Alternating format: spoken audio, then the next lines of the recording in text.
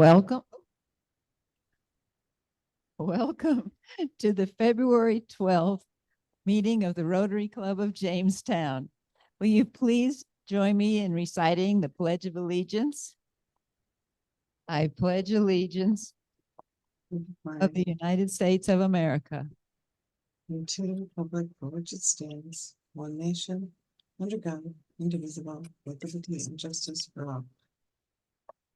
Thank you. And would you please join me in the four-way test of the things we think, say, or do? Is it the truth? Is it fair to all concerned? Will it build goodwill and better friendships? Will it be beneficial to all concerned? Thank you. And Sharon, would you like to do the invocation?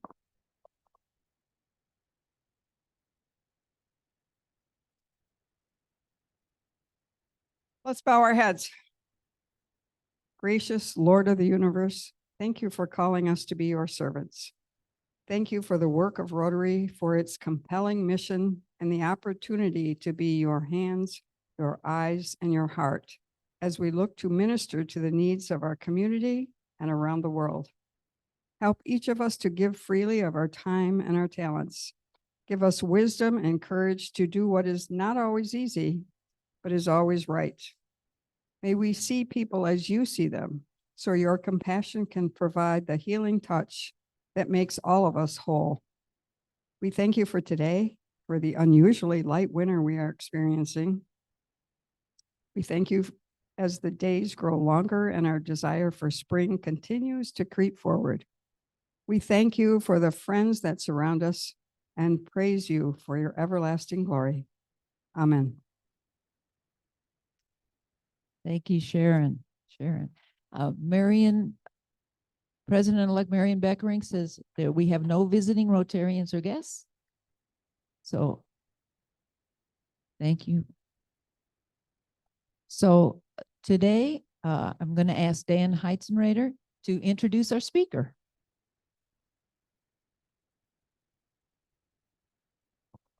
Thanks, Ruth. I have a pretty brief introduction today. Our speaker today, I think, is a friend to all in the room here. But brief introduction, Kirk Young, who is our speaker, has been in Chautauqua County since 2014. Kirk is a vice president at Jamestown Community College. He is currently the vice president of the Rotary Club of Jamestown. And Kirk has also served as a bishop in the Church of Jesus Christ of Latter-day Saints for 5 years. And that is the topic of our conversation today. So without further ado, Kirk.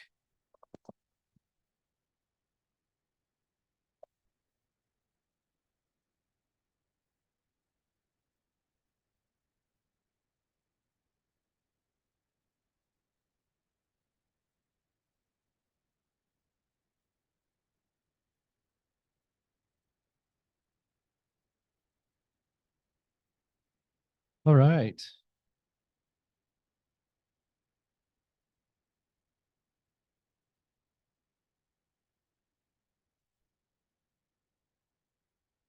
Okay, thank you for the opportunity to be here today and to have a few minutes to share with you a bit of information about the Church of Jesus Christ of Latter-day Saints. And thanks really to Becky Robbins. Becky's the one that reached out to me. This was several months ago after we had the presentation on, I think it was Islam. And, we had a speaker here that spoke about the Muslim religion. And not too long after that, Becky reached out and said, hey, maybe we might want to hear a little bit about the history of your church. And so I thank you for the opportunity to be here and to share this. Always great to be here with some friends. And so I have a few slides that I'll share with you. Happy to answer any questions when we get done. As Dan said, I served for 5 years as the bishop of the local congregation for the Church of Jesus Christ of Latter-day Saints. That's the official name of our church. Most people know us as the Mormon Church. And it is the local Jamestown, it's organized as a ward. And so the Jamestown ward extends down past Sheffield, Pennsylvania, up to Fredonia, out to Erie, almost to Erie, Pennsylvania, and then past Randolph and almost out to Olean. There are 800 members of record in that ward. We get typically about 150 people on a typical Sunday here in Jamestown. Our church building is on Forest Avenue. Some of you may have seen it. And so I had the opportunity, like I said, to lead that congregation for a 5-year period. And it was great, and grateful for the opportunity to be here and to serve. And I'll talk a little bit more about that as I go through. So this here is a photo. Many of you may recognize this. This is of our temple in Salt Lake City. So this is the Salt Lake Temple. In our church, we have two kind of formal buildings. We have our church buildings, which, like I say, there's one on Forest. But then temples for us are kind of a step above that, and a sacred edifice where certain ordinances take place inside the temple. I'll talk a little bit about that here in just a minute. This was the one that was built by our kind of pioneer forefathers in Salt Lake City. Not long after they arrived in Salt Lake in 1847, they began the construction of this building. It took 40 years to build it. They carved the granite out of the mountains there in outside of Salt Lake City and hauled it by wagon, an ox team, hauled these ginormous stone blocks several miles to build this temple. Like I say, it took 40 years to build it. So really, to understand the doctrine and the beliefs of the LDS Church, we call it LDS, Latter-day Saints, it's important to understand just a few key points from kind of ancient religious history, and those help to set the stage for what the fundamental beliefs and doctrine are of the LDS Church. One is that throughout recorded history, God has continuously called prophets to teach his children and to ensure that we know what he expects of us. I have scripture references there from the Bible, Amos 3:7, Matthew 16. Again, to help understand the importance of prophets throughout history, and I referenced there Moses, Elijah, Abraham, and others. Another key point, that Christ is God's Son, sent to atone for the sins of mankind. Again, a reference from the Bible there. That Christ organized his church with apostles who administered that church and organization through the holy priesthood. The book of Acts, chapter 10, speaks of that. And then, following the death of Christ, that there was a general apostasy wherein the purity and doctrines of the organization of the church were lost. That was prophesied in the book of Amos. And so understanding that kind of helps set the context for many of the fundamental beliefs of the LDS Church. So most of you are probably familiar with the name Joseph Smith. Joseph Smith was a young man who was born in upstate New York, lived in the area called Palmyra. It's just outside of Rochester, on the east side of Rochester. And as a young man there, it was during the great revival that was going on throughout the United States at that time. That area of the U.S. was called the Burned Over District because of all of the religious activity that was happening at that time. And so roughly in 1820, Joseph Smith was studying the Bible, as many of the people were in that area. He would attend these religious meetings and so on, and he would hear doctrines taught like the ones on the previous page about prophets and apostles and a holy priesthood administering the church and so on. And he was curious because he would hear different explanations of the same Bible verses from all of these different preachers and priests that would go through the area. And there was a lot of confusion at the time. And he read this scripture here from the book of James, chapter 1, verse 5, that says, "If any of you lack wisdom, let him ask of God, who giveth to all men liberally and upbraideth not." And Joseph Smith indicates that upon reading that, he said, well, if any of you lack wisdom, and he said, well, I of anybody lacks wisdom. If I'm trying to figure this religious stuff out and I have no idea who is preaching the truth or who is preaching God's word. And so, and as it says here, ask of God. And so he determined to do so. And just as God appeared to ancient prophets in ancient days, we believe that God and Jesus appeared to Joseph Smith and called him to serve as a holy prophet in these days. And so the church was founded And so the founding of the church, after hundreds of years, Christ called upon Joseph Smith to serve as his new prophet with the authority to administer and act in his name. Christ directed Joseph Smith to restore or organize his church in these latter days. So the Church of Jesus Christ of Latter-day Saints was organized in upstate New York on April 6th of 1830. And in the Holy Text, many of you have heard of the Book of Mormon. Obviously, our nickname, the Mormons, comes from that. Our Holy Text includes both the Bible and the Book of Mormon. The subtext of the Book of Mormon is another testament of Jesus Christ. And so those are the Holy Scriptures that we use in our church. So some of the fundamental beliefs and practices of the Latter-day Saint Church are, one, Mormons, we hold many beliefs in common with other Christian religions. This includes the atonement of Jesus Christ, repentance, baptism for the remission of sins, and so forth. We also believe that revelations from God have occurred in the past, as it is recorded all throughout the Bible, in the present, and will occur in the future. That these communications from God are ongoing, that divine guidance may come to individuals, groups, and through God's prophets. We do not believe in original sin. We believe that one is punished for one's own sins and not for Adam's transgression.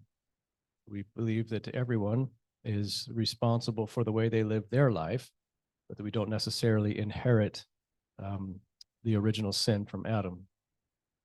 Similar to other religions, i.e. Jews, Muslims, the LDS Church also observes certain dietary and health practices. Probably all familiar with that. We also believe that marriage in an LDS temple seals families to one another eternally, both on earth, but then also after we leave this life, that our families can be sealed together so that those family relationships endure beyond the grave and into heaven. I have here, for example, see Elijah, the prophet of the Old Testament, when he was given the authority from God to bind on earth and also in heaven.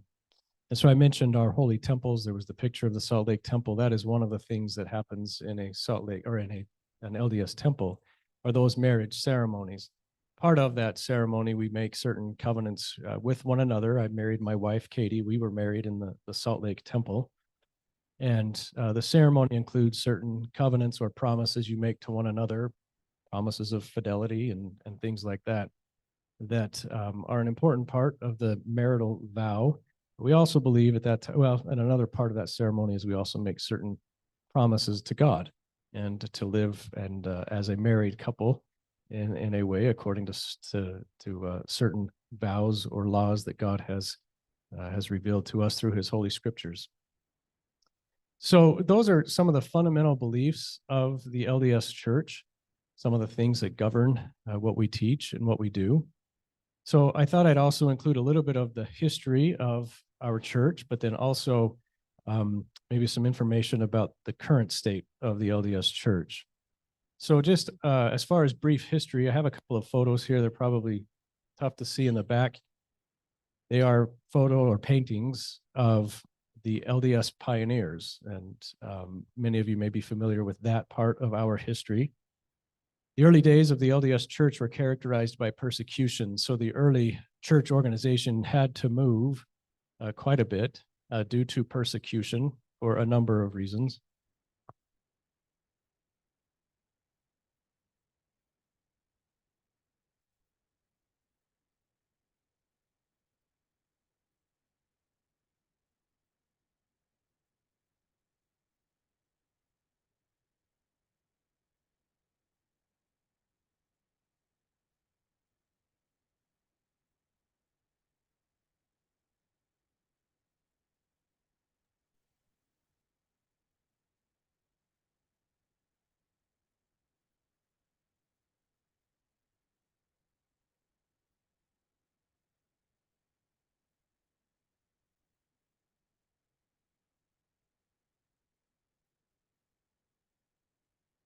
All right, we won't use presentation mode because I think if I switch to presentation mode, it'll switch screens.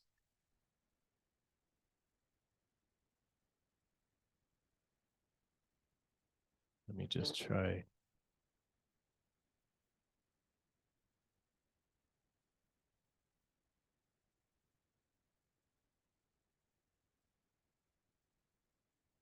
Okay.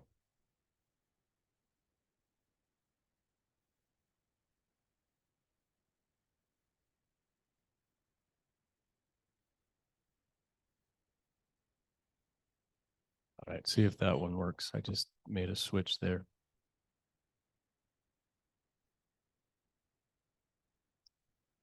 All right.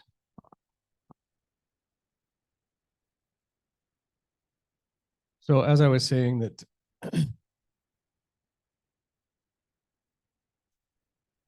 so the early days of the church were characterized by persecution, as I said. So one of the things that occurred early on in the history of our church was that it was a missionary. Is it not working, Ruth? All right. So missionary service early in the time of our church, Joseph Smith felt that God was directing the church to branch out and to seek to, again, employ what was done in the Bible. You recall that Christ sent his apostles, or you may recall that Christ sent his apostles out 2 by 2 to teach his doctrine and so forth. And so early on in the history of the church, missionary work became a very important piece. And at the time, in the 1800s, 1830s and 40s, a lot of the missionary work took place in the eastern U.S., but then also in Europe.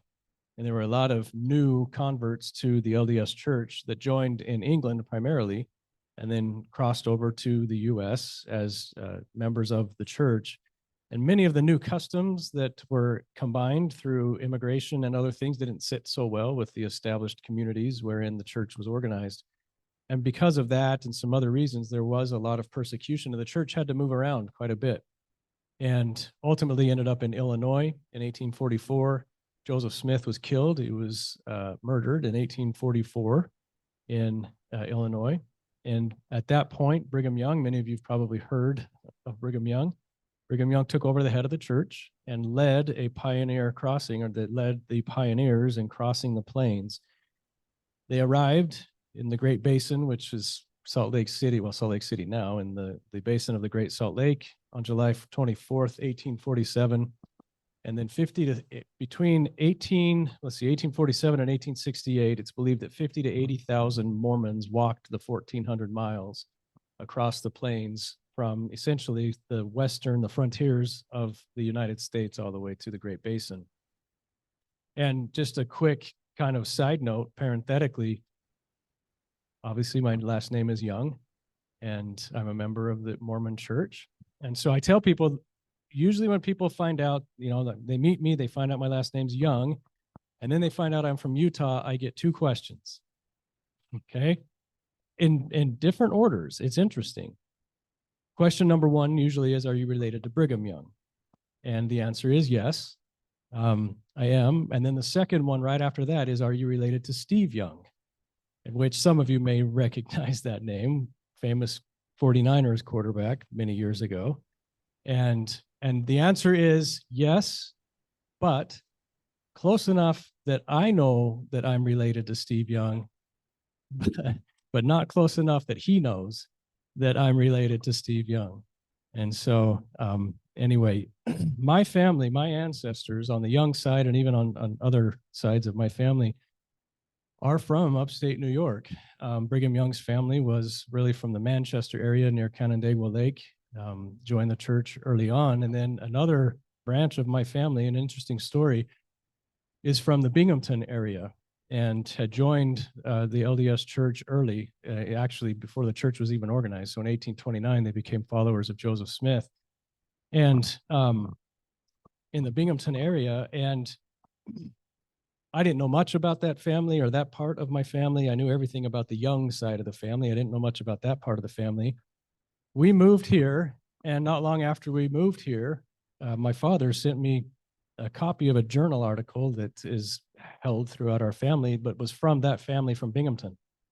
And they said in the journal, they wrote down that they had kind of joined the following of Joseph Smith and everything else in 1829.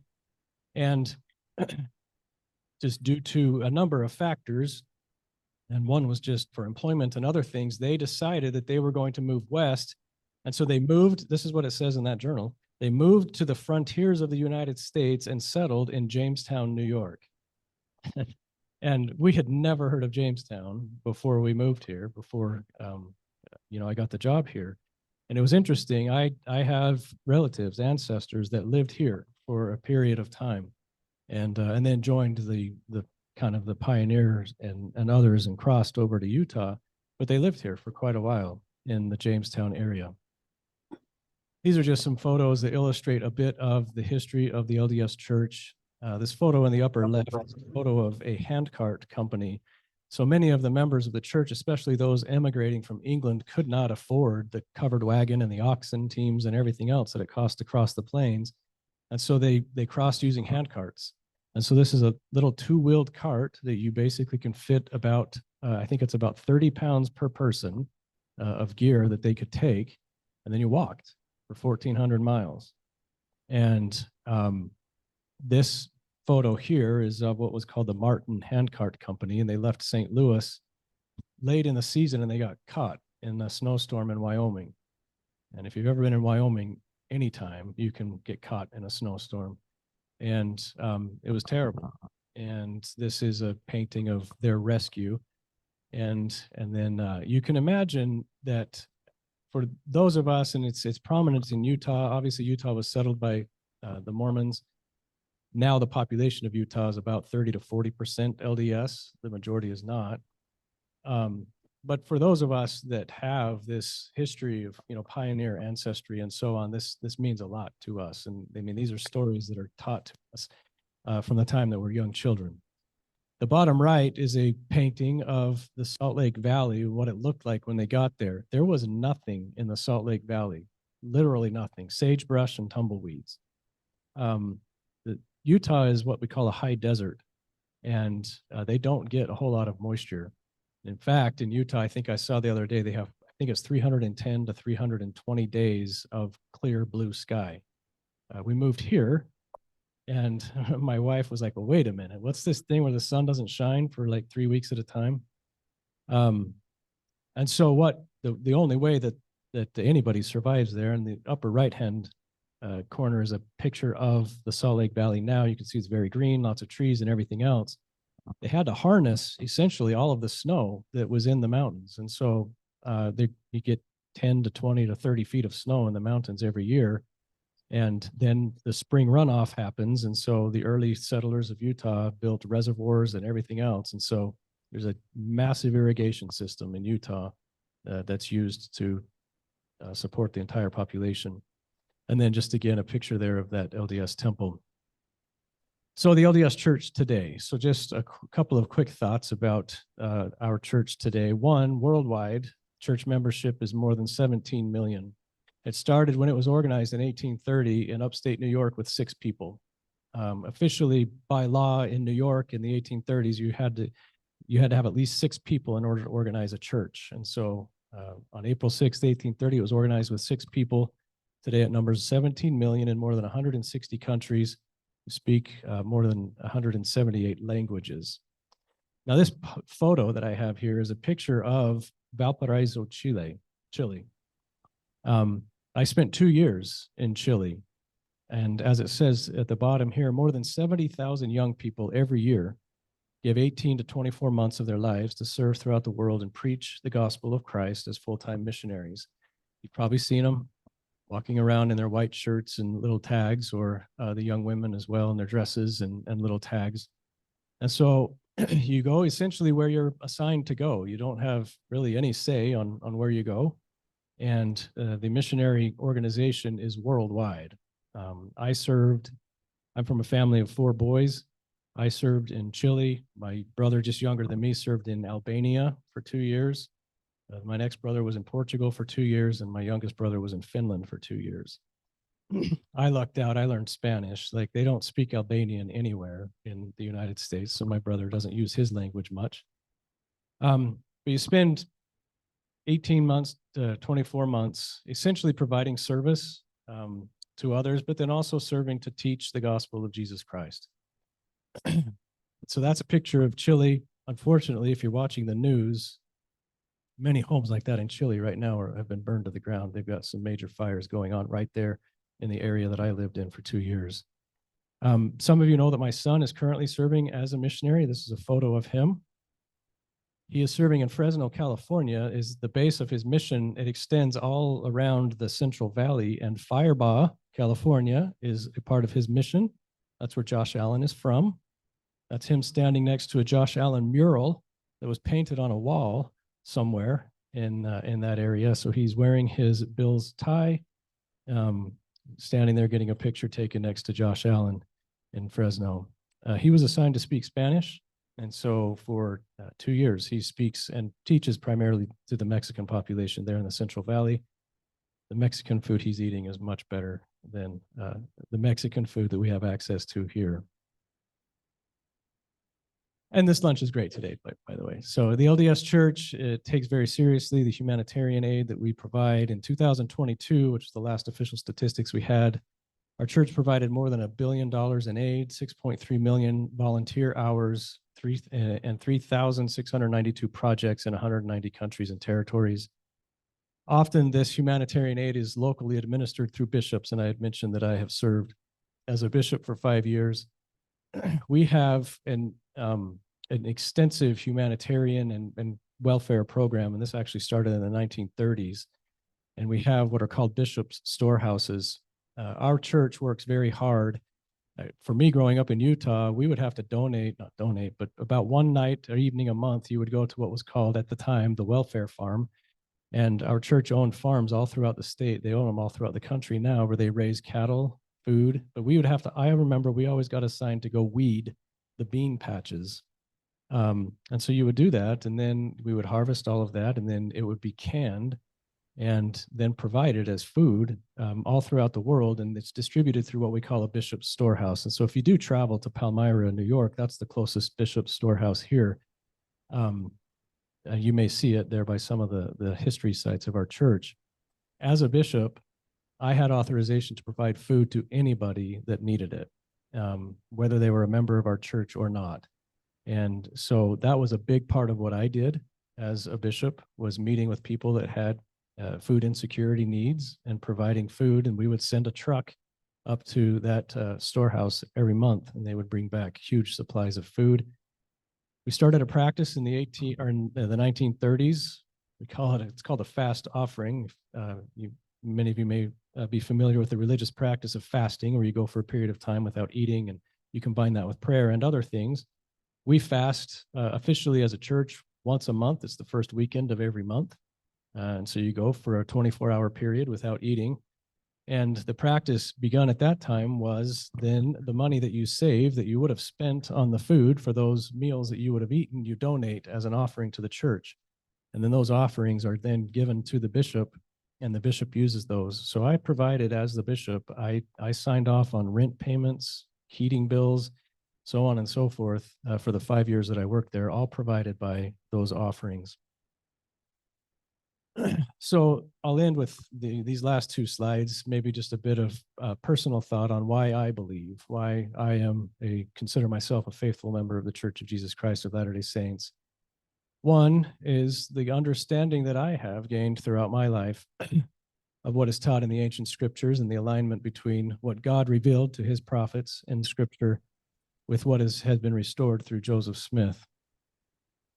The fact that many of my relatives sacrificed everything that they owned and walked 1,400 miles through an untamed wilderness because of that belief has always been a major factor in my life. For me personally, it must have meant something to them to give up everything that they owned, and like I say, walk clear across the country. Also, because I firmly believe that Jesus Christ is my Savior, he's the Son of God, and that I can be saved through his atoning sacrifice. And a whole lot of other things that we would need much more time than we have right now for me to explain to you. But honestly, ultimately, probably the biggest reason why I personally believe is my family. And I mentioned to you thank you. And I mentioned, our firm belief that through the authority of the holy priesthood, that families can be sealed together, and that these family relationships can endure beyond the grave, and that families can be united forever together. And this means everything to me. I think if any of you know anybody who's probably a member of our church, family is a big part of that, and that's a big reason why. And so I would say that's probably ultimately one of the major reasons why I believe. So thank you for the opportunity to share a few thoughts and some information about the LDS Church. I'm happy to answer a question or two if there are any. Yeah, Bill.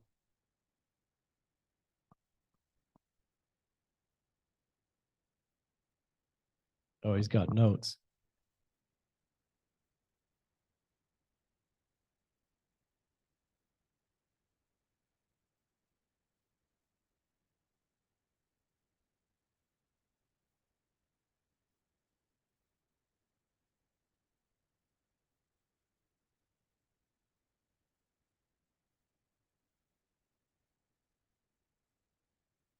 Yeah, thank you. All right, so for those, right. So for those online, just to repeat the question, the first one was, I did have a question about my lineage, and I do have another quick story about that. But then the second was about marriage and the marriage ceremony that takes place in our temple, and where is the closest temple to this area. But then also, what about marriages outside the temple? And so the closest temple actually is in Palmyra. It's a 3-hour drive from here.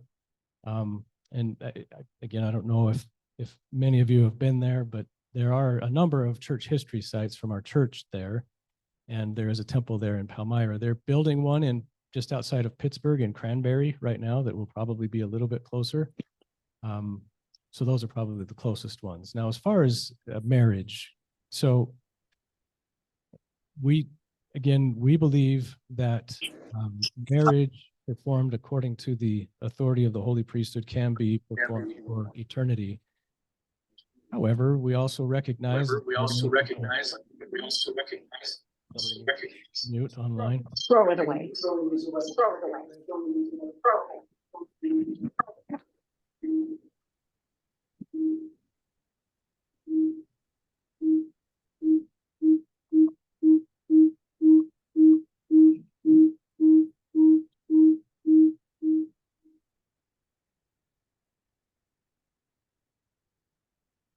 Still echoing.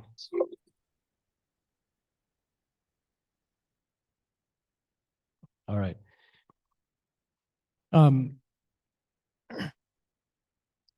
So really anybody can get married outside the temple, and there are many people that will get married outside the temple. Oftentimes a marriage ceremony will conclude with a statement, "Till death do us part." And so the belief is that according to us, if you are married by anybody with authority in our church outside of a temple, then that's for duration of this life. But in order to participate in a ceremony that would then endure beyond this life, it would be something that would take place in the temple. So when I was a bishop, I was an ordained minister, recognized by law. So I had the authority to marry people legally. And I did that a lot in the church up here on Forest Avenue. And so, yes, again, many people are married outside of a temple. Many LDS people are married outside of a temple.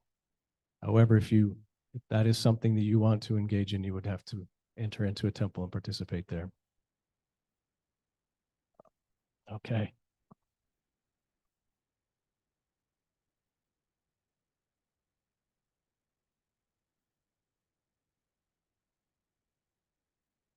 Yeah, okay. So the question was, what is the ward's participation with the missionary, the young missionaries that come to this area? So the world is divided up into what we call missions, and each mission contains about 200 to 300 missionaries. And so we belong to this area as part of the Pittsburgh, Pennsylvania mission. And each mission then is broken up into, I don't know, probably 30 or so areas within that. And each area kind of corresponds to a ward. So like I said, those boundaries that correspond to the Jamestown ward, we have missionaries that are assigned here. And there's actually, I think, 4 or 6 of them. And so we're a link to them. They, they attend church with us. If they have anybody that they're teaching that's interested, they'll come to church with us. Any baptism that they may perform will happen at our church, but they operate really under the kind of oversight of the president that's leading the mission out of Pittsburgh. Some of you knew Corey Duckworth, who was the president of JCC. He's the person that brought me out here for this job. He was also a member of our church. When he retired, he was called and asked if he and his wife, if they would serve together as presidents of a mission. They said, sure. A lot of people, when they retire, that's what they do. There are 300 missions throughout the world. Each mission is overseen by a president, which is a couple, retired couple. And so a lot of people do that, and they give of their time. Well, he said, yes, I will go. And then it's, you go wherever you're assigned. He was assigned to Madagascar. It was like, okay, go spend 3 years of your retirement in Madagascar. And so that's what they did. So yeah. Yes.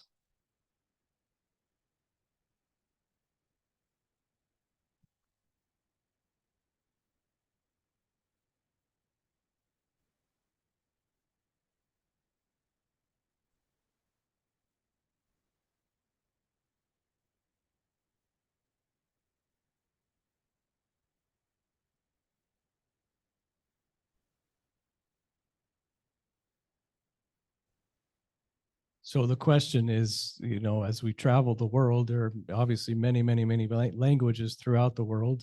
And the question was, so the Bible obviously is in the native language of those different parts of the world. Do we know, is the Bible the same in different languages? Or is it somebody's opinion that translated it and so on? As far as the Bible goes, it's my understanding that the basic doctrines within the Bible are pretty much the same. They were translated by different groups of people. When I was in Chile, we used the Reina Valera version of the Bible. It was a Spanish translation in Spain. As I read that with the English Bible, it was basically the same. There were some differences. That is one of the questions that Joseph Smith asked. He said, how do we know which version of the Bible is the correct version? And when he read in the Bible about prophets and God directing prophets, that was one of the questions that he had. Sally, did you have a question?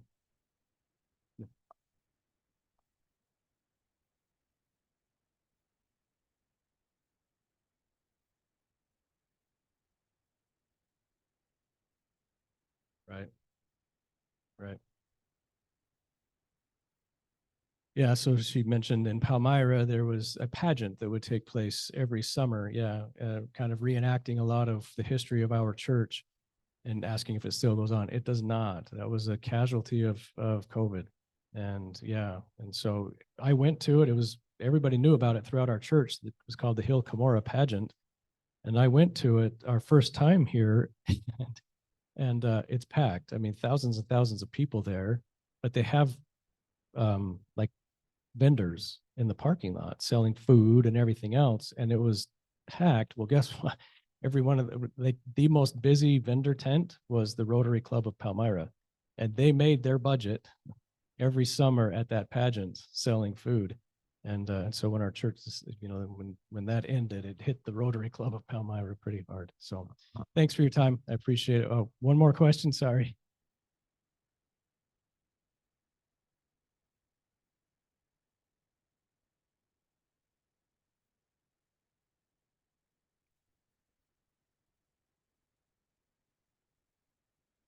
Thank you. I appreciate that. Thank you, everyone. Yes, thank you so much, Kirk. And as you know, the in appreciation for your speech today, for your talk, we will be making a donation to the Rotary's Eradicate Polio, and 4 children will never experience polio in their life. So with that, we should have a 50-50 drawing. So Kirk, you want to pull one, or?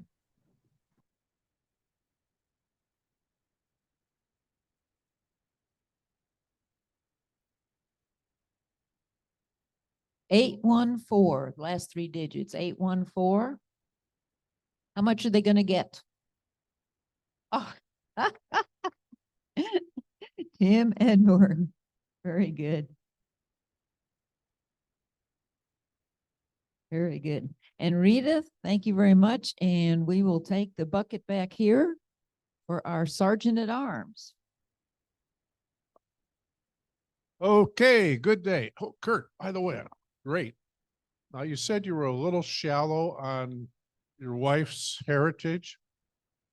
Next time you're in Salt Lake City, if you go downtown and go into this beautiful building, it's probably the greatest genealogy center in the world.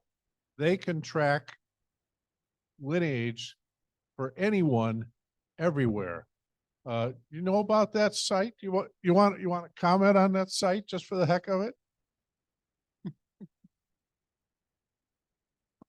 Yeah, that's true. And you're right. And it is the largest genealogical library in the world. And we actually have an extension library at every one of our buildings. And we'll get people that'll come and knock on the door who will say, hey, can we use your equipment to track down our ancestry and learn from them? And so, yeah. Just in case, you know, it's amazing what you find in Salt Lake City at the church.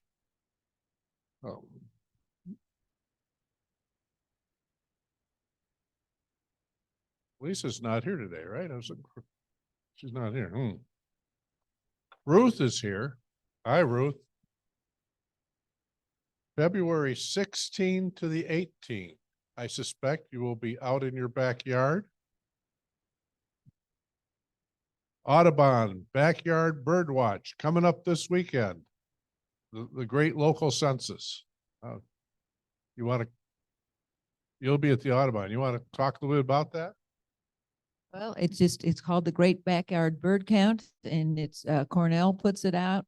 And we encourage people to check out what's on their feeders. And if you want more, I will get you more information. Great. Another person I'm looking for is not here. Stacy's here, our newest millionaire in town. She sold the paper, so maybe she's got a contribution. So. Yeah, I got that.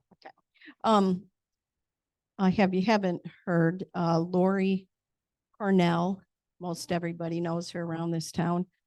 She has, now all the work for the Gazette. And, when I opened up the paper this morning in the center spread, all my employees, lots of friends, they made little messages to me, which I had no idea that they were doing that for me. So I'm very blessed. I had a good career and it's been a blast. And I'm sure that Lori will be just as good. Thank you. And lastly, I'm afraid to even say this, but if there are any Chiefs fans in the room, they did happen to win a game last night that you'd want to celebrate. Not that there would be any in the room, but okay. And Russell, do you have a happy buck?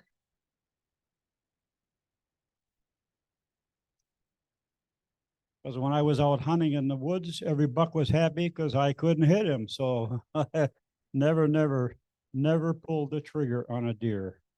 And I feel so bad about they coming into the cities and the town and killing the deer in the backyards. I never noticed a bush in the backyard or a flower in the backyard that is worth the life of one of God's creatures. I just can't do that. We're not going to have a parade today.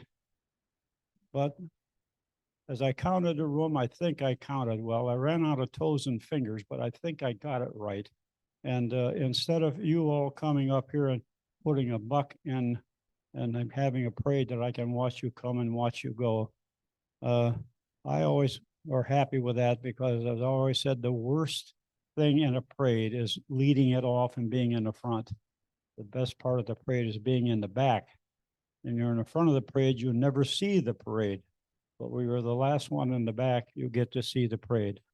So on behalf of the 25 people that are here today, please stay in your seat. Please think wonderful things about everything and everybody, and be grateful that you're a member of the Rotary Club.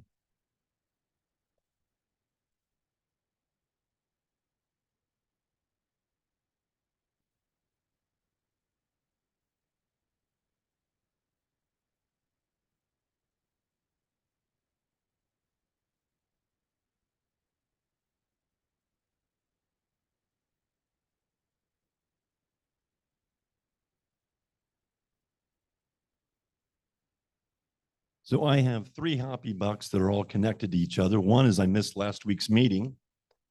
Sarasota, Florida says hello to the Rotary Club of Jamestown. While I was there, I ran into our friend Jim Smith. Jim Smith lives 3 doors from my friend's house where we were staying, and we went to dinner. This buck is Jim Smith's dollar.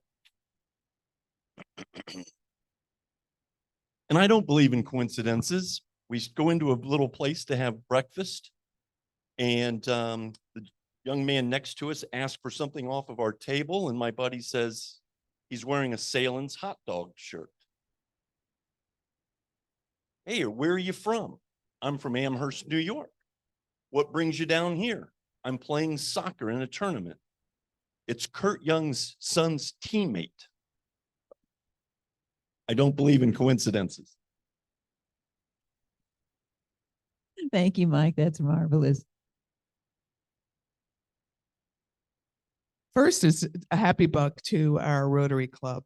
I sent out a note asking for support for the coldest night of the year, and you all, of course, responded to the call. So we still have a little bit way to go to get to our goal, but thank you for everyone who stepped up this morning, and I appreciate it. And this is also from Sally. So thank you.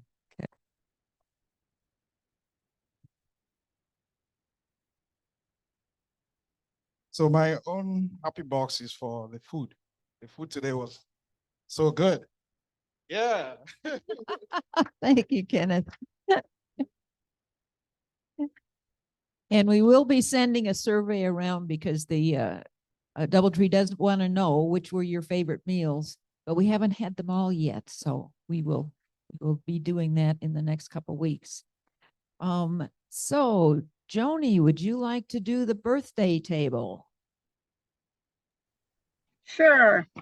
I'm going to add 2 things quickly about the LDS Church in Jamestown. If you want to read about it actually in Jamestown, there is a little bit in Hazeltine's Early History of Ellicott from 1875 that he wrote about the group coming through Jamestown and staying in Jamestown a bit. It is a little negative, but it's of the period. Second thing is when I was at Fenton, we really we're thankful for 2 of their missionaries who came in on a regular basis over a year at least and helped us in the genealogy area with records. And we know what a great resource they are. So moving on to birthdays. Remember, your birthday donations go to the Rotary Foundation, and they fund projects around the world. We say this every month, but most importantly, what our club members, you, and the club, which I send money in for these honorariums that we give for our, the $15 every week that we give for the Polio Plus program. All of that comes back to this club a few years later. And so we can use it for our own vision committee projects, such as Literacy Committee's current Books and Bibs project happening right now. So keep that in mind when it's your birthday. I know you feel nickeled and dimed by our society a lot, but this money, part of what you give, comes back to us to do more work and make an impact in our community. So our birthdays this month, we only have 2. They are Jim Gamina it was February 3rd. And Jim joined our club just a few years ago. Let me see, 2018. John Lloyd was his sponsor. And Jim lists his work or interest as Jamestown Musical Association. He's president, and he is retired Lieutenant Colonel Army in October 2007. And he holds a JD degree from LaSalle University. Happy birthday, Jim, on February 3rd. February 14th, coming up, John Sapp's birthday. He's retired from M&T Bank as Vice President and Trust Officer, and he attended Jamestown Business College and Jamestown Community College. I forgot to mention, Jim Gamina is a Paul Harris Sustaining Club member. So that means he donates a certain amount every year, at least $100 every year, to the foundation. And eventually, by the way, he's supposed to get a Paul Harris Fellow soon. You can all be part of that club as well. You just have to ask me for the paperwork and I'll get you started. So back to John Sapp. John Sapp's birthday is the 14th. And he joined us in 1987. So happy birthday to John. And because we're short on time, we'll just say happy birthday to Jim and John. Yes, so if anybody sees Jim and John's, please tell them happy birthday and we miss them. Thank you, Joni. Now, do any other committee chairs have announcements? Let's see, Sharon. Sharon's got a sign-up sheet going around. Please sign up.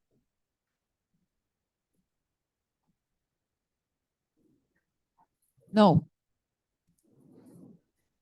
No meeting next week. Yes, come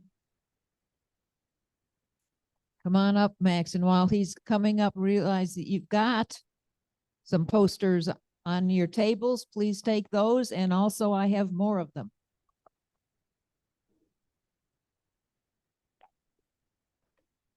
Who could tell me why May 18th is important? And not just because it's the week after my 27th birthday.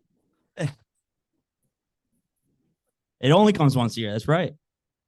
And it's the Rotary Treasure Trove auction. Everybody, welcome to the auction committee. We're looking for items above what value?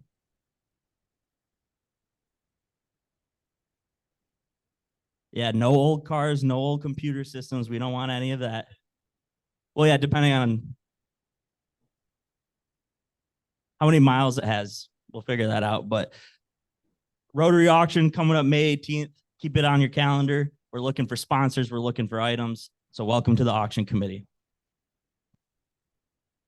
Thank you, Max. Lots of other things upcoming. Please look in your program. I've tried to list everything. If I've missed anything, please let me know. As we've just mentioned, there's no meeting next week. We will be meeting the following week. So please have a wonderful President's Day. Any other announcements?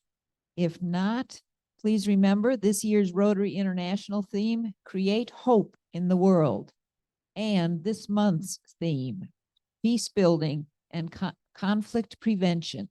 Let's work on all of those wonderful Rotary ideals. Thank you, and we are adjourned.